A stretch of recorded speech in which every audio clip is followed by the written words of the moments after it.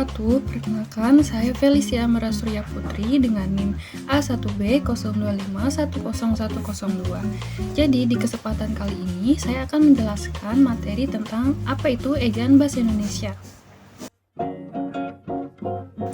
Ejaan adalah aturan yang harus kita ikuti dalam penulisan bahasa Indonesia yang akan menjadi kalimat.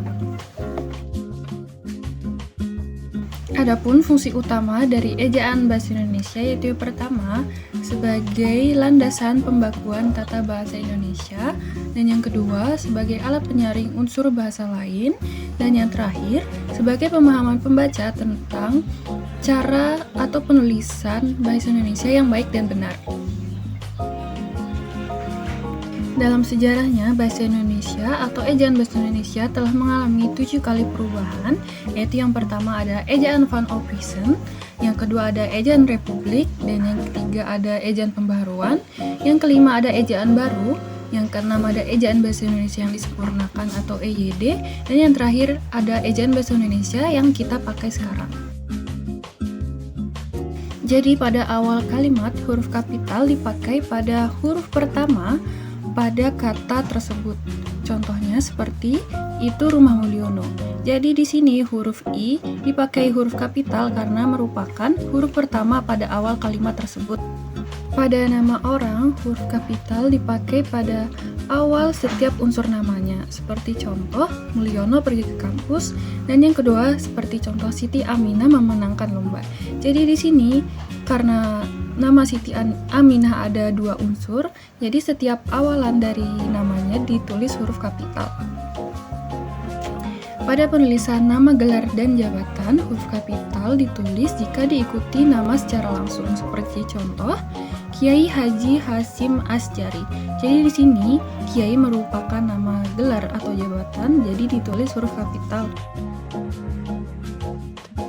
Jadi penulisan huruf miring biasanya digunakan untuk yang pertama untuk menunjukkan judul buku, film atau media, seperti contoh di sini.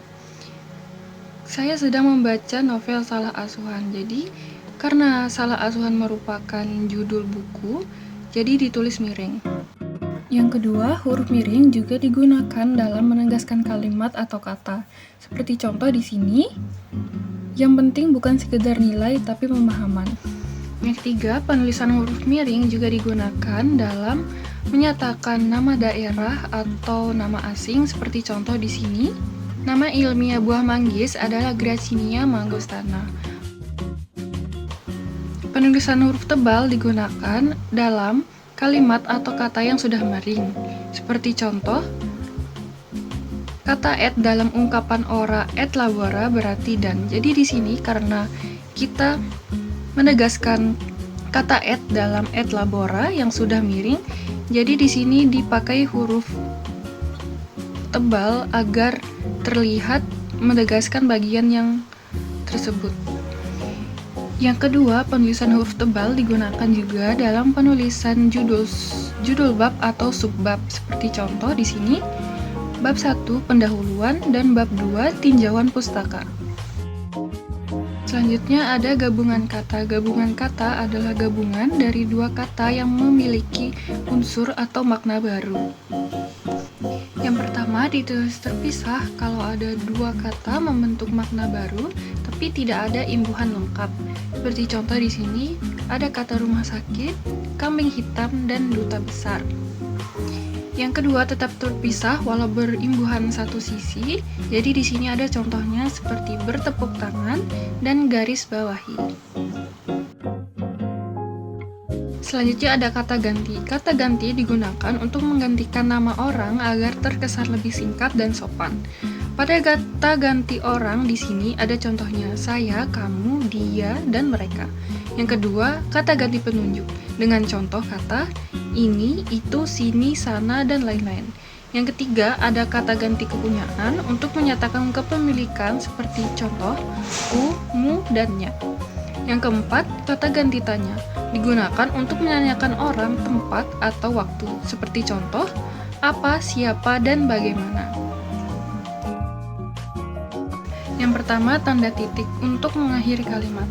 Tanda titik dipakai untuk menutup sebuah kalimat pernyataan.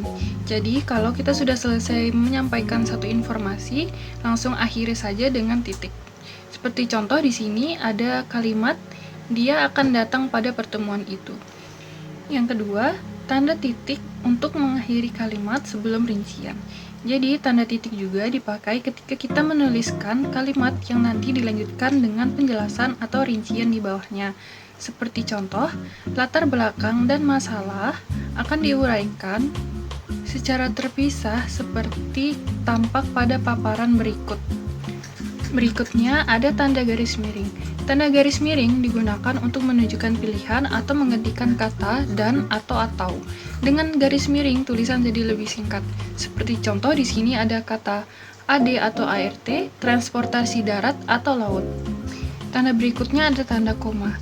Tanda koma dipakai kalau sebuah kalimat diawali oleh anak kalimat. Setelah anak kalimat selesai, kita kasih tanda koma sebagai jeda. Seperti contoh di sini ada kalimat, kalau diundang, saya akan datang. Tanpa koma, kalimatnya terasa nabrak dan kurang enak dibaca. Selanjutnya, tanda koma pada nama dan gelar. Kita pakai tanda koma untuk memisahkan nama seseorang dari gelar akademisnya. Seperti contoh di sini ada kata Bambang Irawan M. Hum. Jadi, kalau kita tidak pisahkan, gelarnya bisa terbaca seperti bagian dari nama. Selanjutnya ada tanda petik. Tanda petik dipakai untuk menuliskan ucapan langsung atau kutipan langsung dari teks atau naskah. Seperti contoh di sini, menurut pasal 31 ayat 1, setiap warga berhak mendapat pendidikan. Yang ada dalam tanda petik adalah kalimat yang dikutip secara langsung. Selanjutnya ada tanda petik tunggal. Tanda petik tunggal dipakai kalau kita mengutip sesuatu yang berada di dalam kutipan lain. Jadi seperti kutipan yang bertingkat.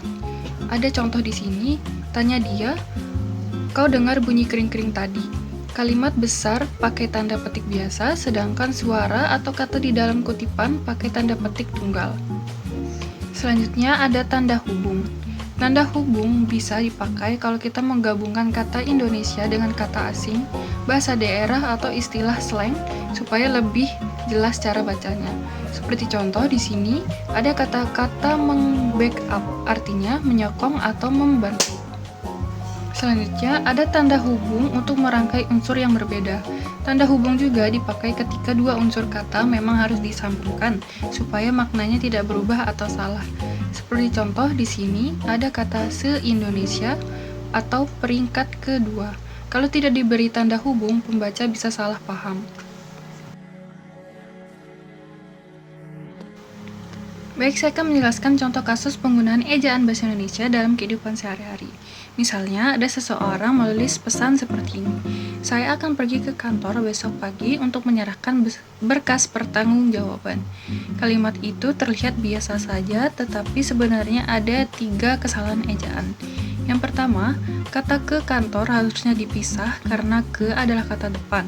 Yang kedua, kata pertanggungjawaban harus ditulis serangkai karena merupakan gabungan imbuhan yang mendapat awalan dan akhiran sekaligus.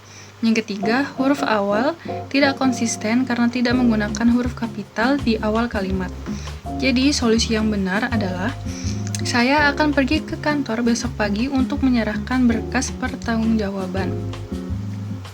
Dengan menggunakan ejaan yang tepat, kalimat menjadi lebih rapi, jelas, dan mudah dipahami. Baik, sekian penjelasan tentang ejaan bahasa Indonesia dari saya. Apabila ada kesalahan ataupun kekurangan, mohon dimaafkan.